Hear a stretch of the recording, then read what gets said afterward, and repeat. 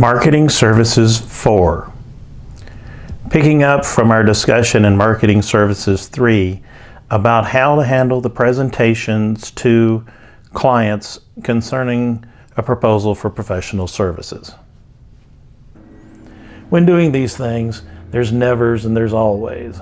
Never criticize the client. I don't care how bad their company is. We're not there to criticize them. Never fail to answer questions. If you ask me a question, you're going to get an answer to that question. We will never interrupt. If someone goes into a long, drawn-out discussion, then they're in the long, drawn-out discussion. If one of their people wants to interrupt them and tell them they're talking too much, that's their job.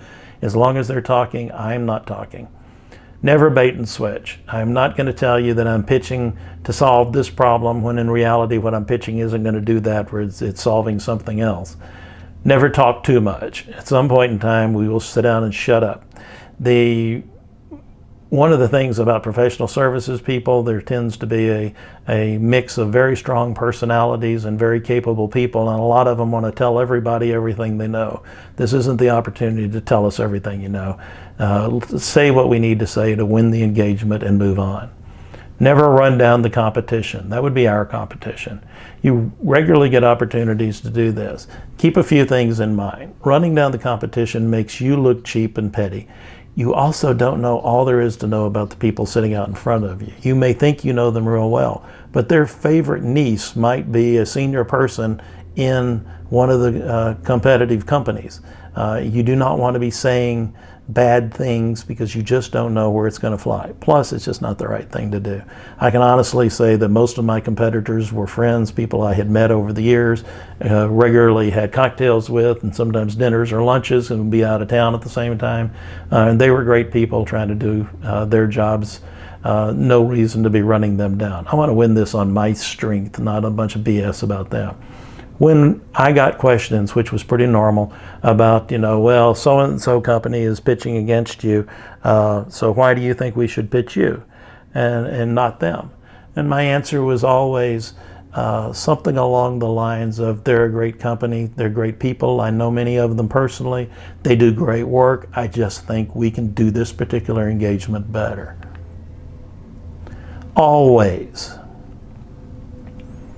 Always thank them for the opportunity. If people weren't giving you opportunities, sooner or later you'd be out of business. Always ask for the business. We're looking forward with great anticipation to getting the opportunity to do this exciting engagement and work with your great organization. Always answer every question.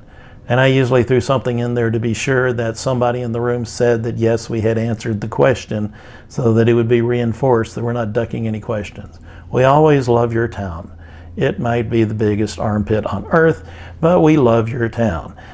They probably at least like the town, and they have a commitment to it. And if they want to run it down, that's their business, but they don't want to hear you do it. Same thing about the company. We always love their company. Their company's products kill their clients and leave the earth messed up and all this, but we love your company and we love your offerings.